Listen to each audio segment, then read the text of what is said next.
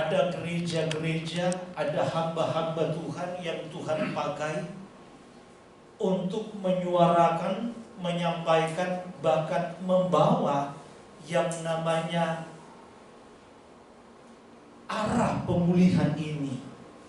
Sehingga yang tadinya kita tidak mengenal tentang nama yang sesungguhnya, ya, tetapi oleh karena kasih karunia dan anugerah Tuhan, kita semua, bahkan kita bisa melihat banyak gereja-gereja sekarang, bukan hanya gereja lokal, bahkan juga secara sinode, mereka pada akhirnya sudah menerima tentang pemulihan nama yang sesungguhnya, Elohim yang disembah Abraham, Yitzhak, dan Yakub, yaitu bernama Yahweh. Nah, Bapak Ibu Saudara sekalian, tidak cukup kita dibawa oleh Tuhan untuk mengenal tentang nama Sang Bapa yang menciptakan langit dan bumi, tetapi melalui tuntunan Ruach HaKodesnya, baik kita secara pribadi maupun gereja secara kelompok, boleh dibawa lebih dalam lagi untuk mengenal nama Sang Juru Selamat.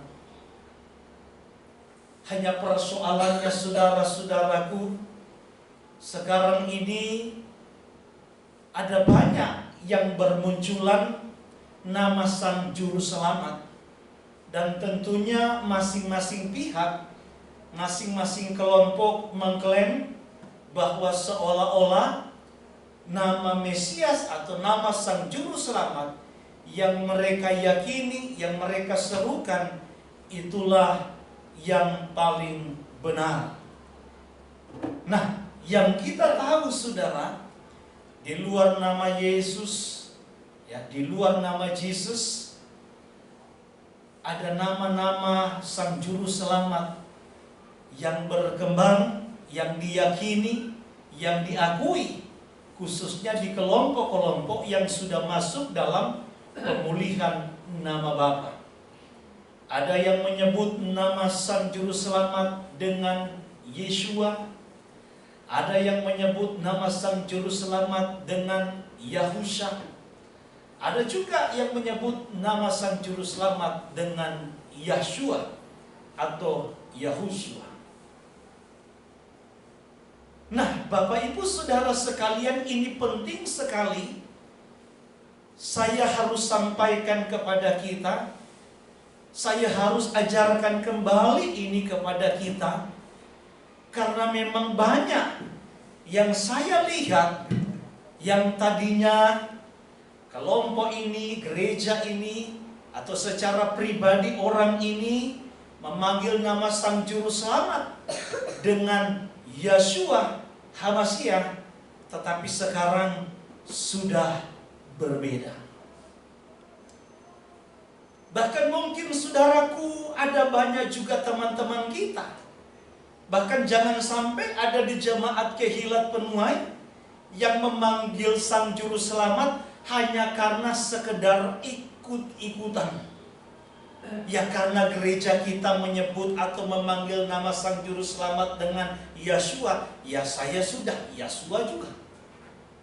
Karena gembala kami menyebut nama Sang Juru Selamat itu, Sang Mesias itu dengan Yeshua, maka ya sudah, kita ikut saja. Tetapi tanpa saudaraku didasari dengan pemahaman yang jelas, landasan yang kuat. Nah, orang-orang yang seperti inilah yang gampang atau mudah dipengaruhi oleh ajaran-ajaran yang lain yang menyebut nama Sang Juru Selamat ini dengan sebutan di luar Yeshua atau Yahushua. Memang sangat memprihatinkan, sangat sungguh ironis sekali. Kita melihat bahwa di kelompok, khususnya yang sudah masuk dalam pemulihan nama Bapa, ada orang-orang tertentu yang memang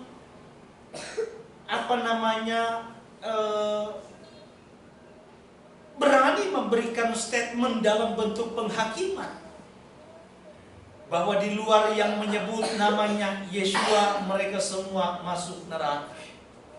Begitu juga sebaliknya dari kelompok yang menyebut Sang Juru Selamat dengan Yeshua, di luar yang menyebut nama Sang Juru Selamat dengan Yeshua, itu semua masuk neraka. Tetapi kembali lagi, soal masalah kanan dan kiri, domba dan kambing, surga dan neraka, itu adalah haknya Tuhan. Tetapi kita yang memanggil, yang beriman kepada Sang Putra sebagai Juru Selamat dengan Yeshua, kita harus memiliki dasar yang kuat supaya ke depan tidak mudah dipengaruhi oleh mereka yang menyebut nama Sang Mesias di luar Yeshua HaMashiach.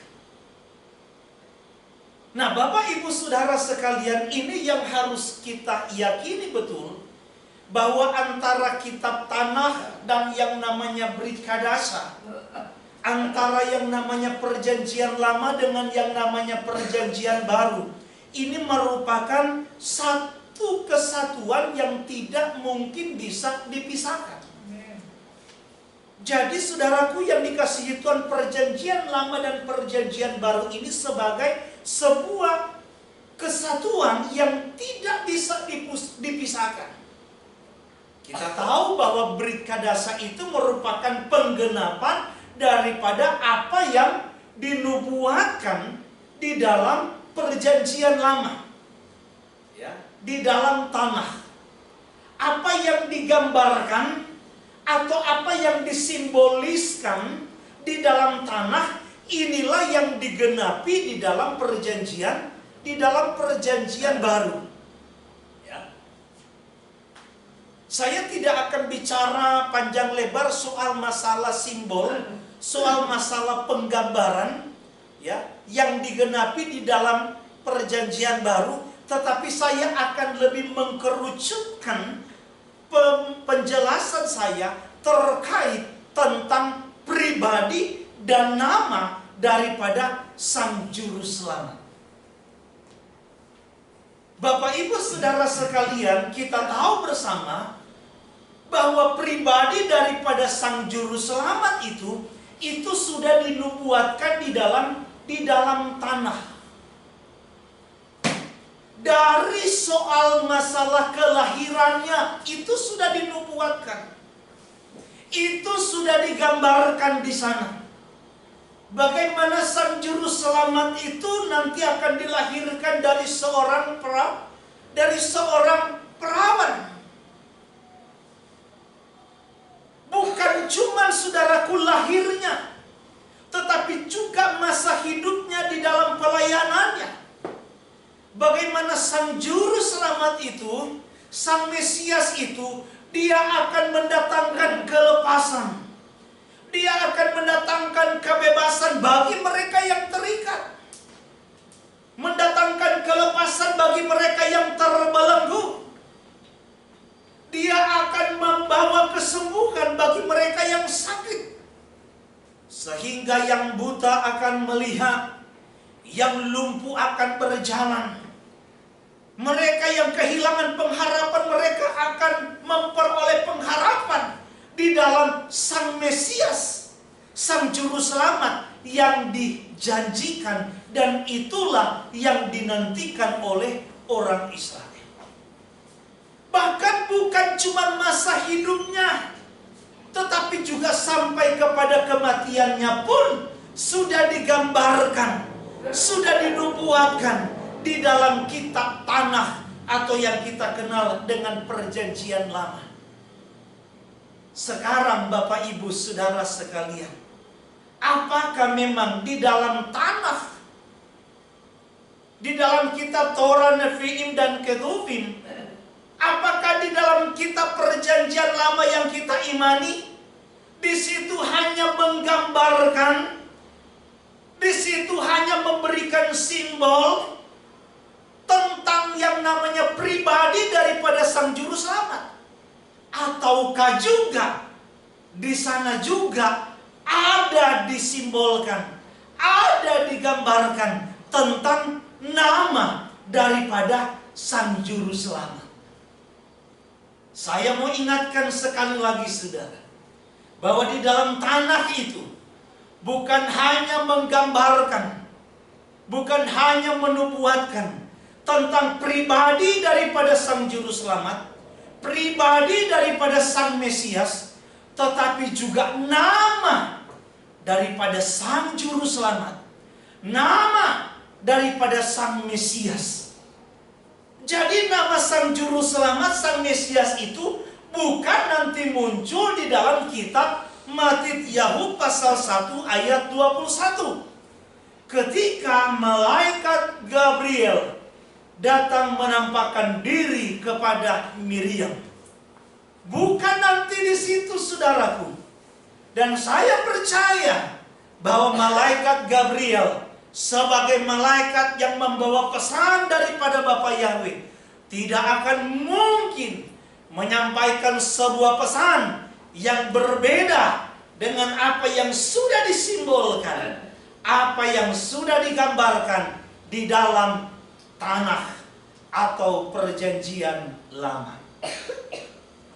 Jadi saudara-saudaraku yang dikasihi Tuhan, kita lihat di dalam kitab Zakaria 3 ayatnya yang ke-8. Kita buka Zakaria pasal yang ketiga ayat yang ke-8.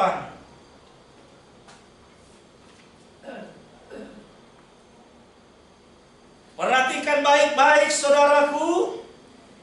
Dengarkanlah hai imam besar Yahosua, engkau dan teman-temanmu yang duduk di hadapanmu. Sungguh kamu merupakan suatu apa? Lambang. Kamu merupakan suatu lambang. Sebab sesungguhnya aku akan mendatangkan hambaku, yakni Sang Tunas. Jadi Bapak Ibu Saudara sekalian, di sini yang dimaksud oleh firman Tuhan bahwa Yahosua, anak daripada Yehosadak, ini bukan cuma tugas dia sebagai imam besar, yang kemudian dikatakan di situ bahwa kamu merupakan suatu lambang. Tetapi saudaraku yang dikasihi Tuhan, lambang yang dimaksud juga itu melekat kepada si imam besar dalam Zakaria pasal 3 ayat yang ke-8, yaitu namanya Yahosua.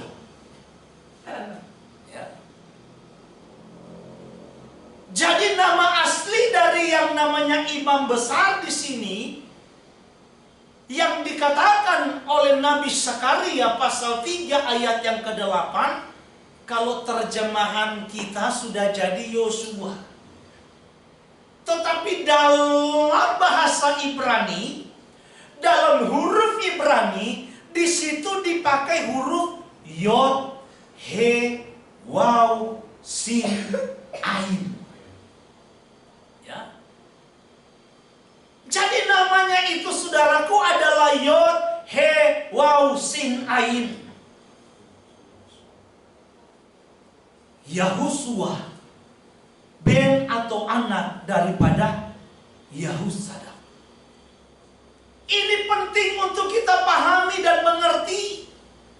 Karena dilanjutkan dengan kalimat apa saudaraku tadi dikatakan, bahwa aku akan mendatangkan apa? Hambaku, yakni Sang Tunas. Siapakah Sang Tunas yang dimaksud? Kedatangan Sang Tunas itu saudaraku, sekali lagi di kalimat sebelumnya bilang apa?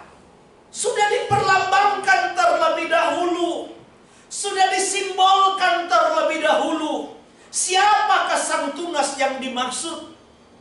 Dan dalam Sang Tunas, kalau kita bicara Sang Tunas ini saudara, kalau saudara baca Yesaya pasal 4 ayat yang kedua, kalau saudara baca dalam Yeremia 23 ayat yang kelima, kalau saudara baca Yeremia 33 ayat yang ke-15, Bahkan dalam Sakaria 6 ayat 12 sampai yang ke-13, sang tunas dalam ayat-ayat tersebut tidak lain sedang berbicara atau menubuatkan tentang kedatangan sang Mesias yang mereka nantikan, sang pembebas, sang juru selamat yang tadi sudah disimbolkan namanya itu tidak lain adalah Yahshua. Jadi nama sang juru selamat itu bukan nanti muncul di dalam Brit Kadasha, bukan nanti muncul dalam perjanjian yang dibaharui. Sudah disimbolkan dari kitab Tanakh dalam perjanjian lama.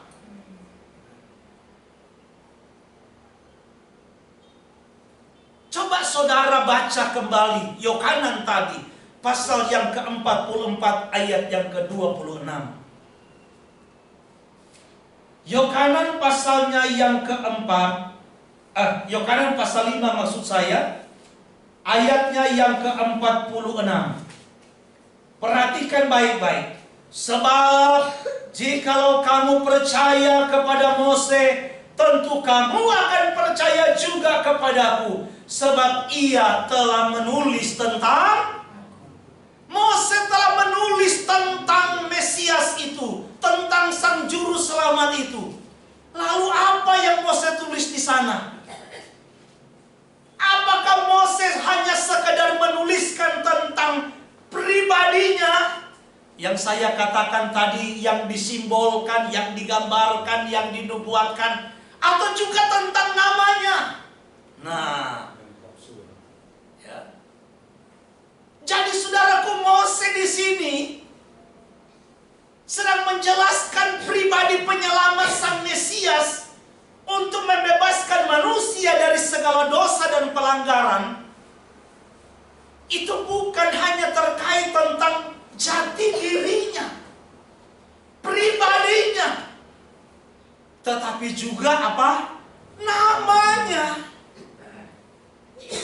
Karena kita tahu nama itu akan mewakili jati diri.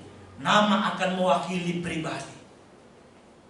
Buktinya di mana? Bilangan pasal 13 ayat 16. Bilangan pasal yang ke-13 ayat yang ke-16. Apa di sana dikatakan firman Tuhan? Itulah nama orang-orang yang disuruh Mose untuk mengintai negeri itu. Dan Mose menamai yang namanya Hosea ben Nun, Hosea anak Nun, menjadi Yahushua ben Nun. Saudaraku, renungkan baik-baik. Kenapa Mose harus menggantikan nama Hosea? Apakah nama Hosea itu tidak baik?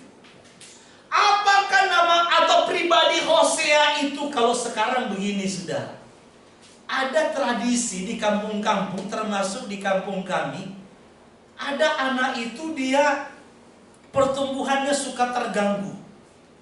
Jadi agak terganggu sehingga yang seharusnya anak usia 12 tahun itu sudah remaja, ini pemikirannya masih kanak-kanak.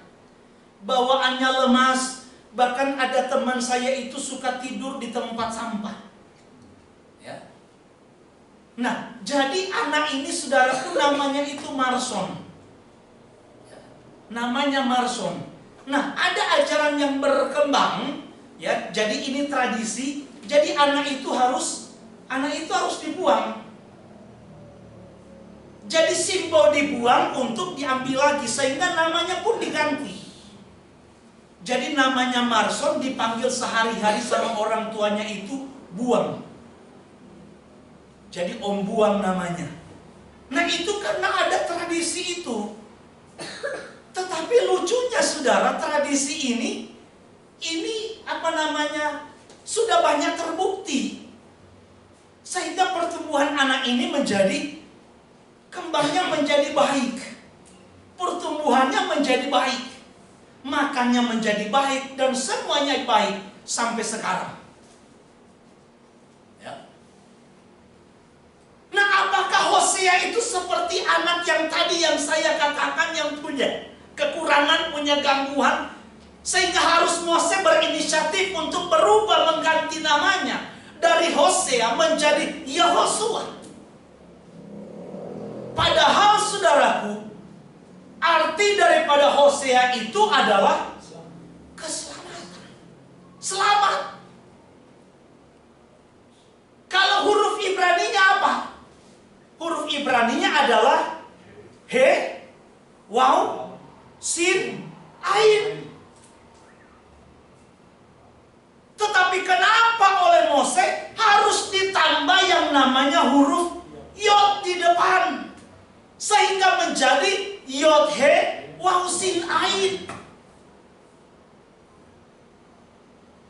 Kalau tadi nama Hosea itu artinya cuma selamat, tetapi ketika Mose mengganti nama Hosea, anak daripada Nun, dengan yang namanya Yehosua, maka artinya, maknanya berubah. Maknanya bukan lagi selamat, tetapi Yahweh penyelamat, atau Yahweh menyelamatkan. Yahweh Shua. Nah, Bapak Ibu Saudara sekalian, ini penting. Nanti kita akan coba korelasikan bagaimana nama Yehosua anaknya Nun ini, Benun ini, yang tadinya nama Hosea, dengan nama yang diberikan oleh malaikat Gabriel kepada Miriam untuk dinamakan kepada anak ini. Disampaikan kepada Yosef untuk dinamakan anak ini. Kita masih rahasiakan dulu, ya kan? Namanya siapa? Tetapi lihat kalimat yang menyertai nama itu, bahwa melalui dia, jadi si anak inilah yang akan membawa apa? Membawa pembebasan. Pembebasan manusia daripada yang namanya dosa, pelanggaran mereka. Lalu korelasinya apa dengan Yehosua, Benun atau anak daripada Nun ini? Saudara, Mose itu dipilih oleh Tuhan, betul? Mose itu disertai oleh Tuhan begitu hebat, begitu luar biasa. Mujizat yang dia lakukan, Tuhan lakukan melalui Mose itu sangat-sangat luar biasa. Hatinya yang begitu lembut pun luar biasa. Tetapi Mose tidak diizinkan membawa umat Tuhan masuk ke negeri perjanjian. Yang membawa umat Tuhan masuk ke negeri perjanjian tidak lain adalah Yehosua ben Nun. Sekali lagi yang membawa masuk umat-umat Tuhan, termasuk yang melakukan pembebasan. Karena waktu tongkat estafet ini diberikan kepada Yehosua ben Nun, sejak mereka melewati, menyeberangi yang namanya Sungai Yordan, mereka berhadapan dengan banyak musuh. Tetapi melalui Yehosua, orang Israel juga mengalami yang namanya pembebasan. Bukan cuma pembebasan, tetapi Yehosua ben Nun menuntun mereka masuk sampai ke negeri perjanjian. Inilah gambaran daripada nama Yehosua yang tadinya bernama Hosea, yang dirubah oleh Mose.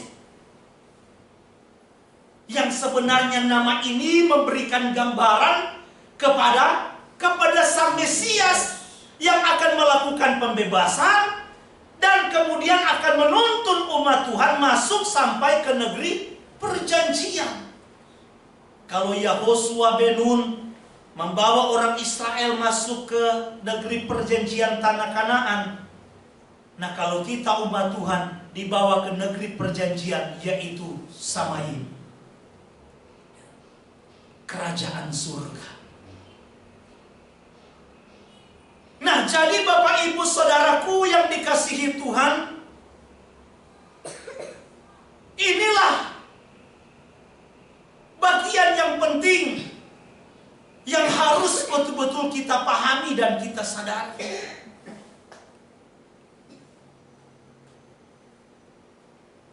Lalu sekarang kita lihat sama-sama bagaimana sejarahnya, sehingga kenapa orang-orang Israel sampai sekarang setiap kali ada kata yang dimulai dengan huruf Yod He, sekali lagi saudaraku, setiap ada kata yang dimulai dengan huruf Yod He, atau nggak usah dulu kata, kita bicara nama Tuhan. Ya. Sejak kapan nama Tuhan yang dikenal oleh nenek moyang mereka, Abraham, Yitzhak, dan Yakub, yang diserukan, yang dipanggil, yang disanjung, yang bernama Yahweh itu, lalu kemudian orang Israel pada akhirnya mulai secara perlahan menghindari untuk menyebut nama itu, dan akhirnya meninggalkan nama itu. Bahkan mungkin juga sampai ada yang melupakan nama itu. Sehingga setiap kata yang dimulai dengan huruf Yod dan He, sama seperti nama Bapa, itu mereka tidak akan menyebutnya dengan Yah, kalau seandainya huruf itu ada di depan kata. Kecuali dua huruf ini adanya di belakang kata. Misalnya Yesaya, Yeremia, Elia. Tetapi kalau seandainya dua huruf Yod He ini ada di depan kata, mereka tidak akan menyebutnya dengan Yah, tetapi digantinya dengan Ye. Ada juga Yi, bisa juga Yo. Makanya perhatikan baik-baik Bapak Ibu Saudara, ada kitab suci sekarang, termasuk dalam bahasa Aramaik. Memang tetragramatonnya saudara, 4 hurufnya itu Yod He Waw He. Tetapi perhatikan justru nikutnya.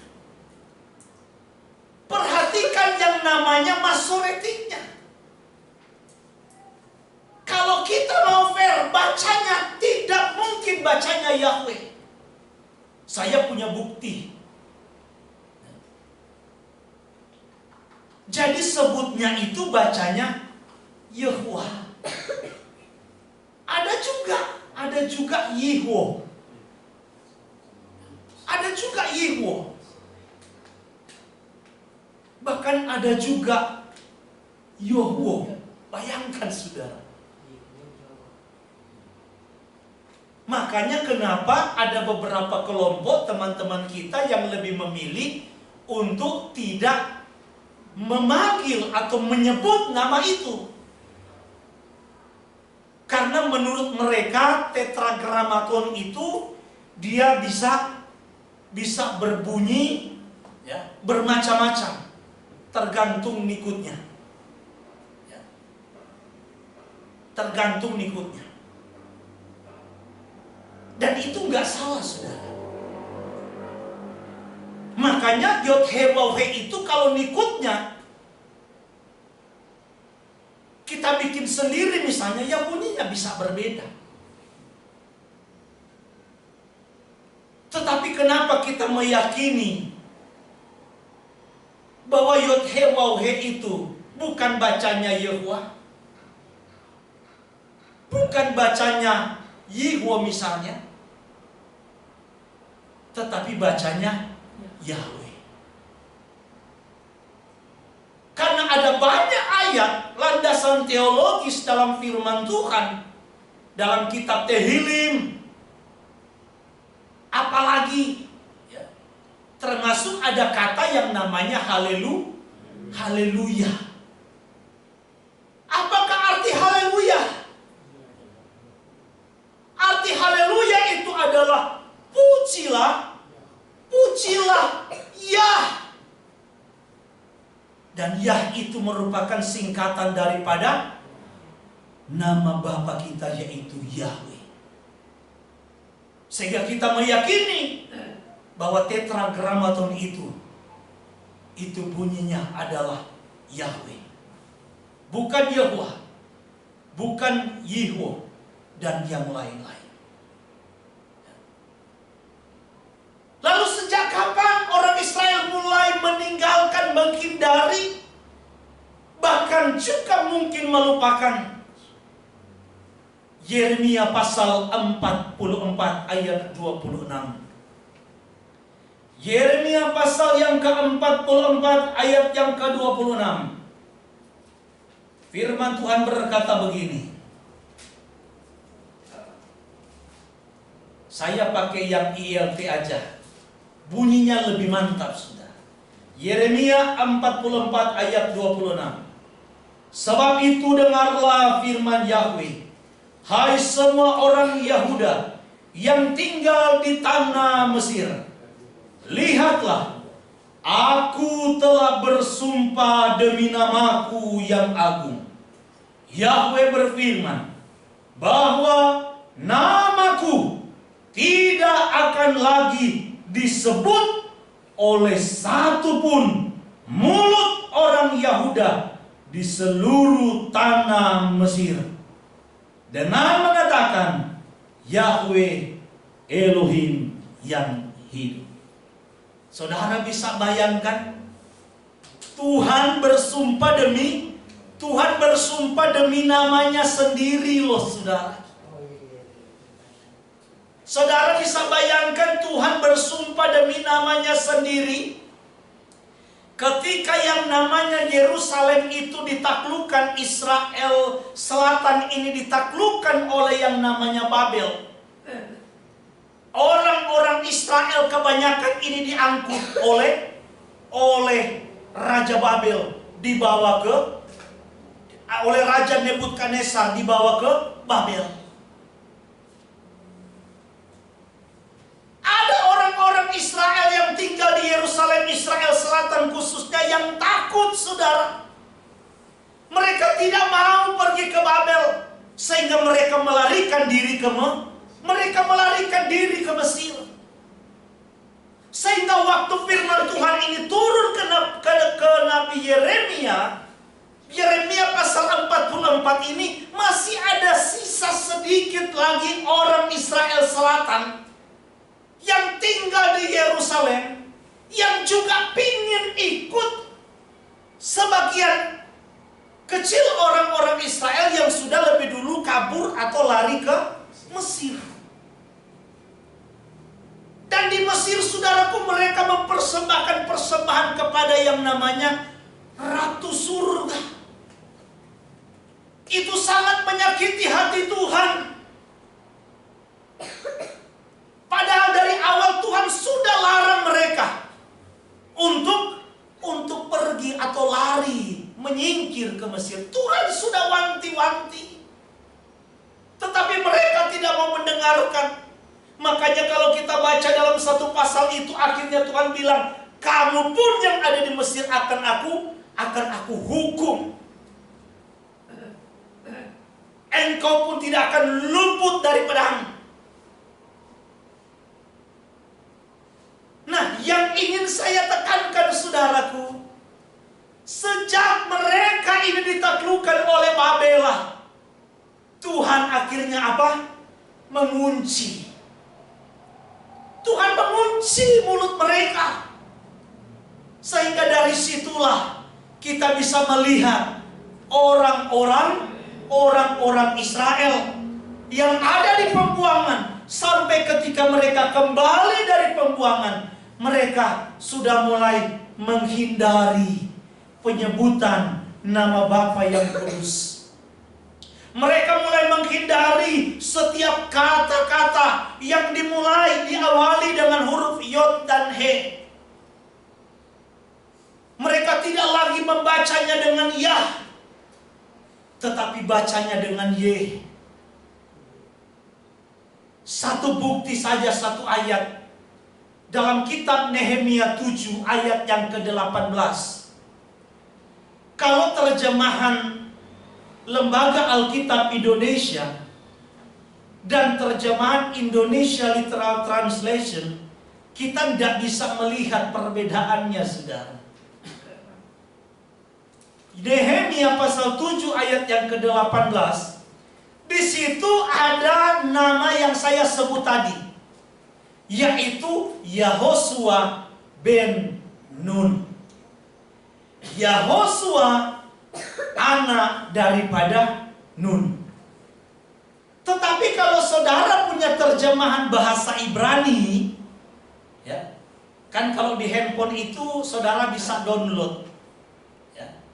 Saudara download dan saudara buktikan apa yang saya sampaikan, bahwa di awal Bilangan pasal 13 ayat 16, Yahosua itu Benun ditulis dengan nama Ibraninya adalah Yod He Waw Sin Ain.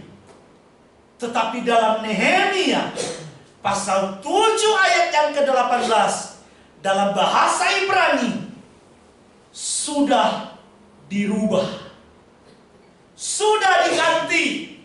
Digantinya dengan apa? Yod Sin Waw Ain. Buktikan sendiri kalau tidak percaya. Nehemia 7 ayat 18. Hah? Oh bukan? Ah, masa?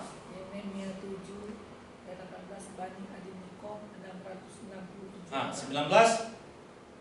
Bani Nikwa. Terus? Bani, nama-nama Bani semua. Iya. 8.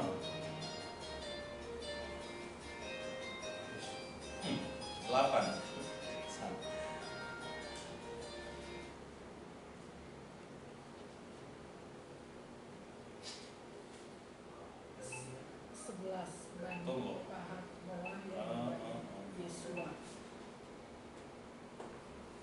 Nehemia pasal berapa tadi?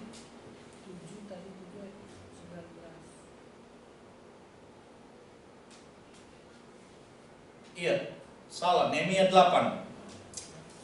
Nehemia 8 ayat yang ke-17. Kalau terjemahan Indonesia kan seluruh jemaah yang pulang dari pembuangan itu membuat pondok-pondok dan tinggal di situ. Memang sejak zaman, nah di sini kalau terjemahan lain ILT Yosua Benun. Tapi kalau dalam bahasa Ibrani yang harusnya di Bilangan pasal 13 ayat 16, Yod He Waw Sin Ain itu sudah diganti, saudara. Sudah dirubah dengan Yod Sin Waw Ain.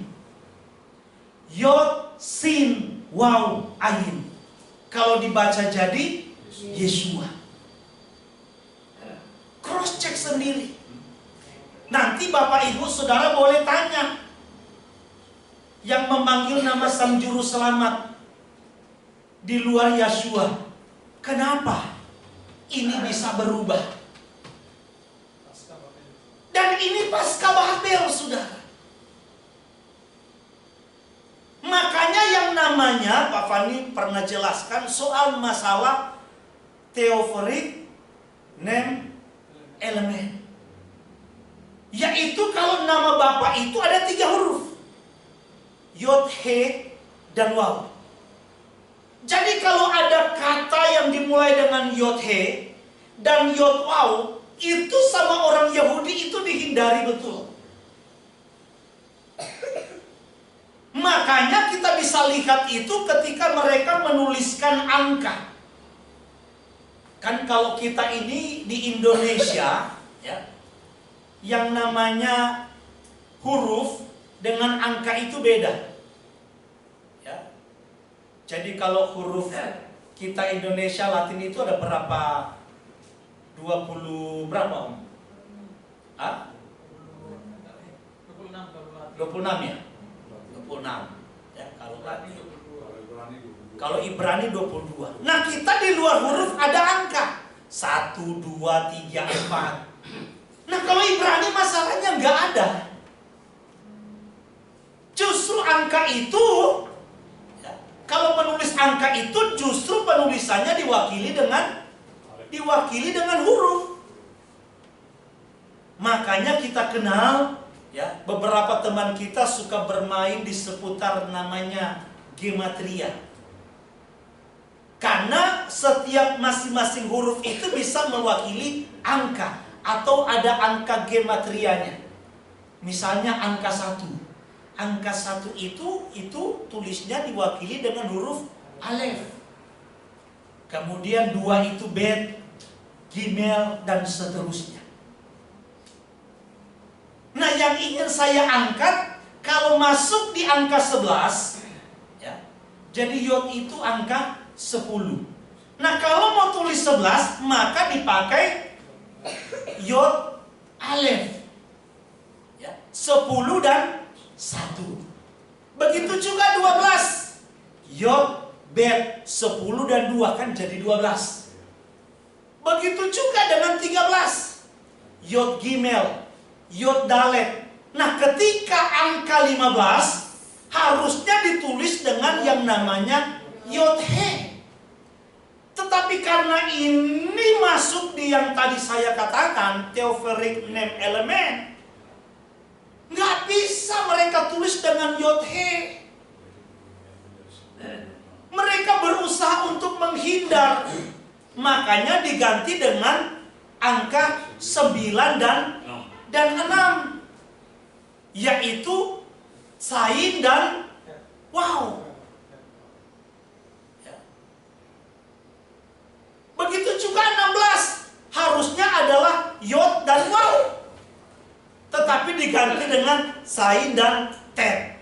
Ya. 9 berapa? Alef, bet, gimel, dalet, he, waw, sain. Salah, ketet. Jadi tet dan waw baru tet dan sain. Jadi 9 dan 6 sama 9 dan 7. Kenapa itu bisa terjadi? Disinilah kita bisa melihat bahwa orang Yahudi berusaha untuk menghindari tentang penyebutan nama Bapa yang diawali dengan yod he. Sekarang kita bandingkan dengan nama Mesias. Kisah pasal yang ke-7. Kisah pasal 4 maksud saya, ayat 7. Kisah pasal 4, perhatikan baik-baik, saya bacakan untuk kita. Kisah pasal 4 ayat yang ke-7 mulai. Lalu Kefa dan Yohanan dihadapkan kepada sidang itu dan mulai diperiksa dengan pertanyaan ini, dengan kuasa manakah atau dalam nama siapakah kamu bertindak demikian itu? Maka jawab Kefa penuh dengan Roh Kudus, hai pemimpin-pemimpin umat dan tua-tua, jika kami sekarang harus diperiksa karena suatu kebajikan kepada seorang sakit dan harus menerangkan dengan kuasa manakah orang itu disembuhkan, maka ketahuilah oleh kamu sekalian dan oleh seluruh umat Israel bahwa dalam nama Yeshua HaMasyiah orang Nazaret yang telah kamu salibkan, tetapi yang telah dibangkitkan Elohim dari antara orang mati, bahwa oleh karena Yeshua itulah orang ini berdiri dengan sehat sekarang di depan kamu. Perhatikan ayat 12. Dan keselamatan tidak ada di dalam siapapun juga selain di dalam Dia, sebab di bawah kolong langit ini tidak ada nama lain yang diberikan kepada manusia yang olehnya kita dapat diselamatkan. Perhatikan ayat 17. Ini ayat yang penting. Tetapi supaya hal itu jangan makin luas tersiar di antara orang banyak, Baiklah kita mengancam dan melarang mereka, supaya mereka jangan berbicara lagi dengan siapapun dalam nama itu.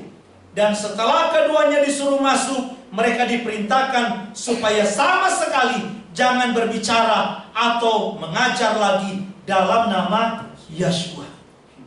Kenapa harus dilarang mereka mengajar, memberitakan dengan nama Yeshua HaMashiach? Karena nama Sang Putra itu menyandang nama Bapa.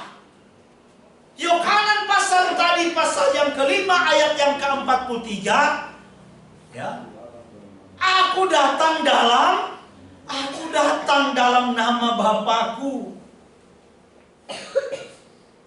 Aku datang dalam nama Bapakku. Karena bagi orang Israel menyebut nama Bapa pasca pembuangan ini pamali. Sehingga jangan heran para rabi-rabi sudah membuat ini menjadi satu undang-undang, satu ketetapan di dalam yang namanya Talmud. Bahwa akan dipandang sangatlah bersalah orang yang menyebut nama itu. Gak boleh disebut. Gak boleh. Makanya ketika para talmidin, para murid mau memberitakan, mau menyebutkan orang dengan nama itu, wah, ini bahaya. Bagi orang Yahudi ini melecehkan. Sampai sekarang, maka jangan heran dalam kacamata pandangan orang-orang Yahudi, kita ini bangsa goim terlalu berani. Mereka aja yang punya hukum dan ketetapan katanya, nggak berani kok kita bangsa yang disebut bangsa tidak bersunat goim ini berani-berani katanya. Persoalannya mereka berpegang kepada Talmud. Kita berpegang kepada kitab suci. Bahwa namanya bukan tidak boleh disebut. Justru namanya harus dimasyurkan, ditinggikan, diceritakan, dimuliakan dan seterusnya. Memang dalam Asyara Debarot ada larangan, tapi larangannya menyebut nama dengan sembarangan, sia-sia. Sama dengan kalau kita melihat ada tulisan jangan membuang sampah sembarangan, tapi boleh buang sampah apa tidak? Boleh. Cuma yang tidak boleh kalau buangnya sembarangan atau sia-sia. Sama dengan nama kudus. Maka orang-orang Yahudi ketika murid-murid menggunakan, memberitakan, menyembuhkan orang dengan nama Yeshua, itu bagi mereka satu pukulan.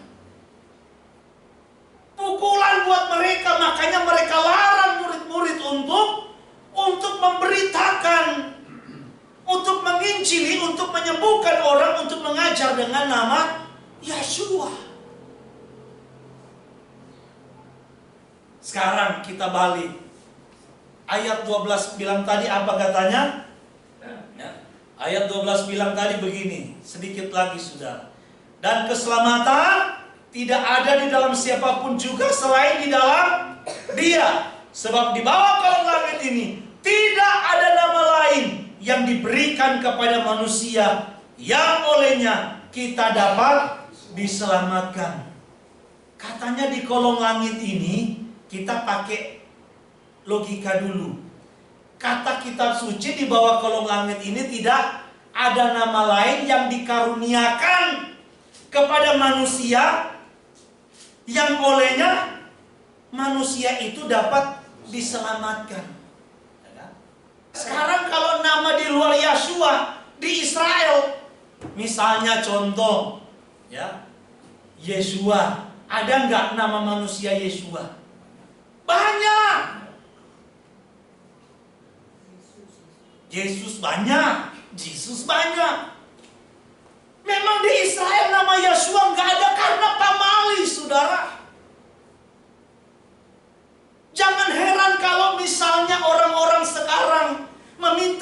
pertanggungjawaban dari kita kelompok yang memanggil nama Yeshua. Ada nggak kitab suci berbahasa Ibrani yang menuliskan nama Mesias dengan Yeshua? Bagaimana mungkin bisa ada? Orang mereka hindari, pamali. Nggak mungkin ada, saudara. Makanya penjelasan tentang nama Sang Juru Selamat dengan Yeshua itu dimulai dengan landasan teologis dulu. Ayat harus menjelaskan ayat, baru didukung dengan berbagai macam referensi, termasuk yang namanya kitab suci. Yang dipakai kawan-kawan kita juga udah bukan orisinalnya. Karena kitab suci dari berbagai macam bangsa, termasuk Brit Kadasa yang ada sekarang, apakah namanya Dutilet, apakah namanya Semtov, termasuk Pesita yang Aramai, yang menuliskan nama Mesias Yeshua, itu semua merupakan terjemahan dari yang namanya kitab suci original yang ditemukan. Kita bicara penemuan. Bukti otentik yang ada, perjanjian baru, saya juga orang yang meyakini kemungkinan besar surat-surat yang ditulis oleh para rasul, para talmidin itu dalam bahasa Ibrani. Tapi kita bicara bukti yang ada itu semua bertuliskan dalam bahasa Yunani. Dari Yunani inilah baru kemudian diterjemahkan ke berbagai macam bangsa, bahasa, untuk kepentingan penginjilan.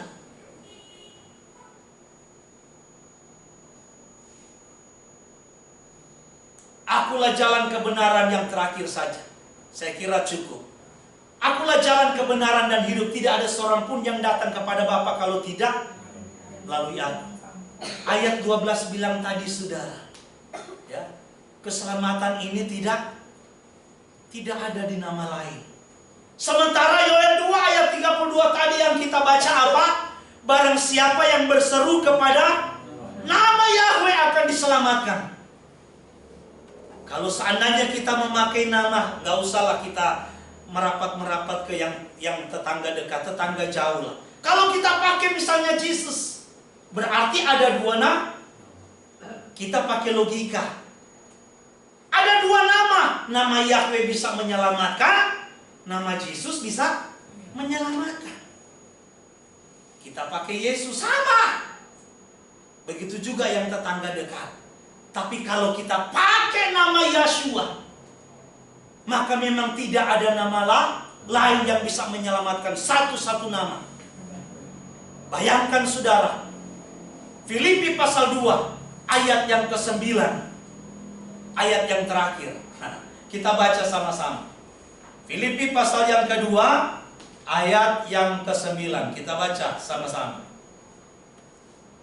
Filipi 2 ayat 9, 2, 3. Itulah sebabnya Elohim sangat meninggikan dia dan mengaruniakan kepadanya nama di atas segala nama. Perhatikan, nama di atas segala nama adalah nama siapa?